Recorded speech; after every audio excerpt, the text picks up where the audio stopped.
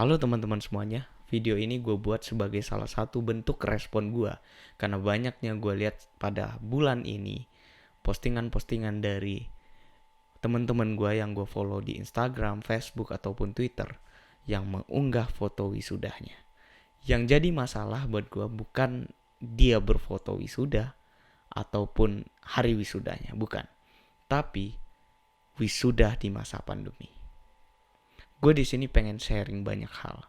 Bagaimana proses gue ketika awal wisuda sampai akhirnya sekarang. Dan bagaimana proses itu gue lewatin. Gue pengen highlight bagaimana situasi pandemi saat ini. Dan apa yang harus kita lakukan setelah wisuda. Yang menjadi menarik pada bahasan kali ini adalah wisuda di tengah pandemi. Yang menyedihkan bukan masalah tentang apakah kita bisa berfoto di gedung kampus ditemani PW ataupun keluarga kita ataupun teman-teman kita. Bukan itu yang dimasalahkan. Tapi bagaimana kita melihat peluang pekerjaan setelah wisuda di masa pandemi. Karena apa? Banyak perubahan-perubahan yang telah kita alami selama 3 bulan ini. Dan bagaimana perubahan itu akan kita hadapi berbulan-bulan ke depan. Yang jadi pertanyaannya, apakah kalian siap? Apakah kita siap? Apakah wisudawan dan wisudawati siap? Aku adalah salah satu orang yang berniat untuk melanjutkan sekolah ataupun S2 pada bulan Februari. Sampai pada akhirnya itu ditunda karena situasi pandemi. Ini menggambarkan bahwa banyak hal-hal rencana kalian yang ingin kalian lakukan itu tertunda bahkan batal. Dan ini akan kita hadapi secara bersama. Lalu bagaimana kita melihat peluang pekerjaan untuk para wisudawan dan wisudawati setelah pandemi? Pertama, izinkan saya untuk mengklasifikasikan apakah di sini teman-teman ingin melanjutkan S2 atau lanjut bekerja atau bahkan berwirausaha. Kita lihat tak banyak usaha-usaha saat sekarang bisa berjalan dengan baik. Ini bukan merupakan statement negatif, tapi banyak hal-hal positif yang juga bisa kita ambil dari sini. Yang jadi pertanyaannya adalah, apakah kita siap sebagai wisudawan dan wisudawati menghadapi dunia kerja? Ada banyak hal yang akan kita hadapi setelah wisuda. Untuk teman-teman yang selama perkuliahan aktif berorganisasi atau mengikuti banyak kegiatan, memiliki banyak prestasi, artinya kalian punya bekal 50%. 50% bukan berarti kalian akan mencapai 100 dengan mudah. Atau memang untuk teman-teman yang belum ikut atau tidak sempat ikut organisasi, di sini saya bukan mengatakan teman-teman tidak memiliki peluang 50%. Artinya teman-teman bisa dari 0 ke 100 dengan cepat. Di sini yang kita butuhkan ketika mencari pekerjaan bukan tentang kalian mempunyai ijazah, kalian lulus sarjana, dan kalian memasukkan lowongan pekerjaan dan melihat mana yang menguntungkan dan mana rezeki. Itu memang, rezeki memang kita akui ada, tapi planning lebih penting. Di sini ada banyak mindset dari teman-teman yang mengatakan bahwa di antara banyak lamaran yang kita masukkan, pasti ada yang dapat satu. Bukan seperti itu jalannya. Bukan seperti itu caranya. Teman-teman harus berani untuk merencanakan mana yang ingin teman-teman dapatkan. Jika berbicara tentang peluang, semua orang akan pasti memiliki peluang. Begitu juga dengan teman-teman yang baru lulus wisuda. Lalu, dikaitkan dengan planning tadi, apa yang harus kita lakukan setelah wisuda? Saya akan berbicara dari segi teman-teman yang ingin melanjutkan bekerja sebagai seorang karyawan atau kerja kantoran. Bisa jadi itu pemerintahan atau perusahaan.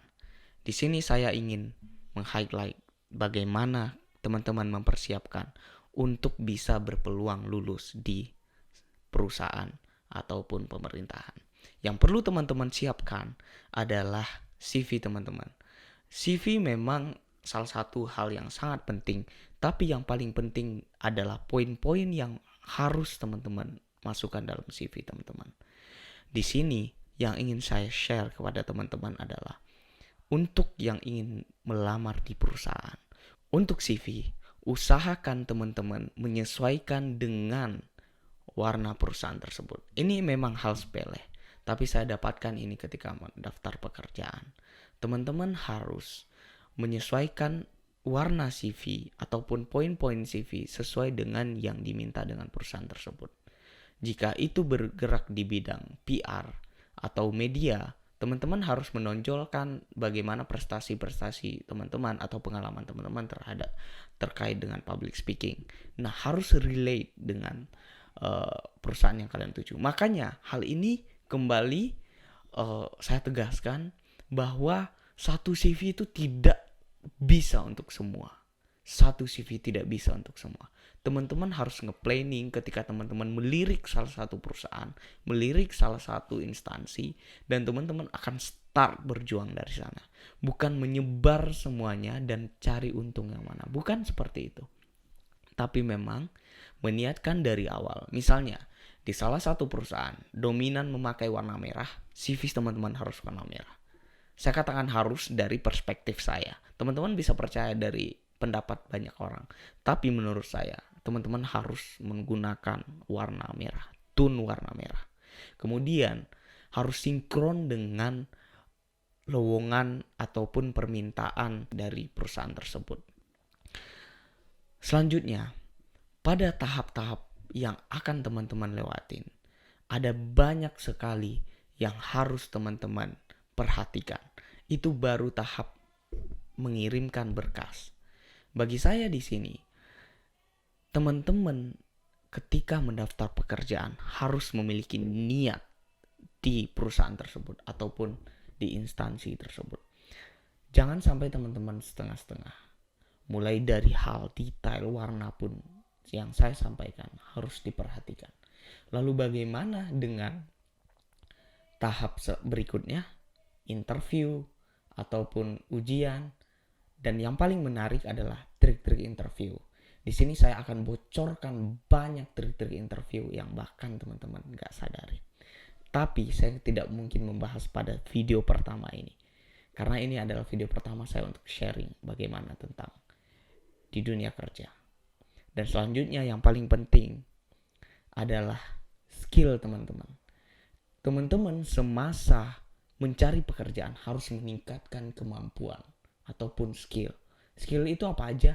Bukan bicara tentang bisa PowerPoint, bukan Word, bukan tentang Excel, bukan, tapi melebihi itu. Dan untuk teman-teman yang di sini yang baru lulus, silahkan teman-teman komen di kolom komentar di bawah.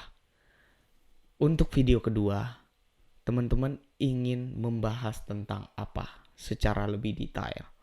Artinya, di sini video yang saya buat pertama ini ingin memperlihatkan bagaimana gambaran dari kehidupan teman-teman setelah menjadi wisudawan dan wisudawati. Selanjutnya, pada video-video berikutnya, saya akan bocorkan, saya akan beritahu bagaimana trik dan tips untuk teman-teman bisa fight di dunia kerja. Ataupun itu selama mencari pekerjaan. Jangan lupa like, comment, and subscribe.